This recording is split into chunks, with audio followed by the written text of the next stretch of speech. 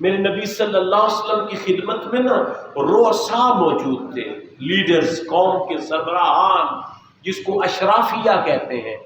اشرافیہ موجود تھے۔ میرے نبی ان کو تربیت فرما رہے تھے، ان کی اصلاح فرما رہے تھے کہ آپ کے کچھ غریب صحابی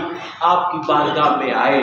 ان میں سے بعضوں کا لہجہ بھی تھوڑا اونچا تھا، بولنے کا انداز بھی تھوڑا اونچا کلام کرتے تھے۔ انہوں نے نبی پاک صلی اللہ تعالی علیہ وسلم سے کہا حضور میری تربیت کیجئے، آقا میری تربیت کیجئے، اونچا اونچا کہتے آ رہے تھے، اور ان کی بینائی کا بھی تھوڑا پرابلم تھا، نظر بھی نہیں آ رہا تھا کہ بارگاہ رسالت میں تو اور بھی حاضرین موجود ہیں، اور اللہ کے نبی منصب رسالت جو آپ کا ہے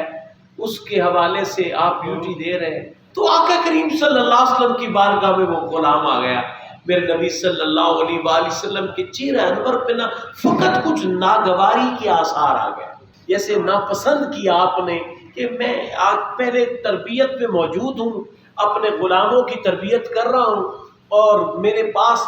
حاضر ہیں یعنی رؤساء اور اشرافیہ لوگ، تو میں ان کی تربیت کر رہا ہوں، یہ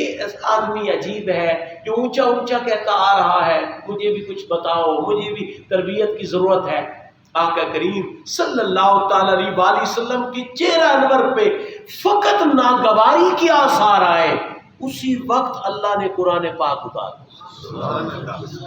عبس وتولی ان جاءہ الاعمی۔ میرے محبوب آپ اس نابینے کو دیکھ کے آپ ایسا ہو گئے؟ آپ کو نہیں ایسا کرنا چاہیے، آپ کو ایسا نہیں کرنا چاہیے تھا کہ آپ کی بارگاہ میں نابینا آ گیا جس کو اور کوئی پاس بٹھانے والا نہیں۔ اے میرے محبوب اگر آپ ہی نہیں بٹھائیں گے تو یہ بیچارہ کہاں جائے؟ ایک دوسرے مقام پہ فرمایا لا تطرد الذین یدعون ربهم بالغداۃ والعشی یریدون وجہہ۔ اے میرے محبوب یہ جو صفہ کے غلام ہیں نا، جن کا کوئی نہیں ہے، عزیز کوئی نہیں، کوئی پاس بٹھانے والا نہیں، میرے محبوب تیرے پیار کی بدولت یہ آپ کی بارگاہ میں آ گئے ہیں، ان سے دور نہ ہوا کرے، ان کو اپنے پاس بٹھایا کرے، ان سے پیار کیا کرے، ان سے محبت کیا کرے۔ اس وقت بھی ہمارے معاشرے میں کثیر ایسے لوگ ہیں، پھر ہمارے خاندانوں میں ایسے لوگ ہیں جو اس پوزیشن کے ہیں کہ ان کو بڑی پیار کی ضرورت ہے، ان کو اکثر نظر انداز کیا جاتا ہے،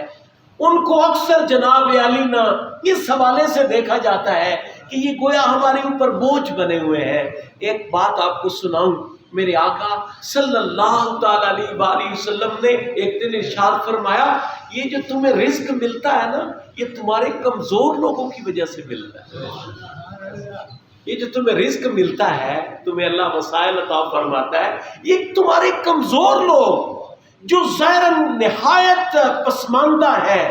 اور ضعیف ہے، مالی طور پر کمزور ہے یا ذہنی اعتبار سے کمزور ہے، یہ ان کی وجہ سے رب کائنات تمہیں رزق کی فراخیاں عطا فرما رہا ہے کہ رب کائنات جل جلالہ کا تمہارے اوپر بھی کرم ہو رہا ہے۔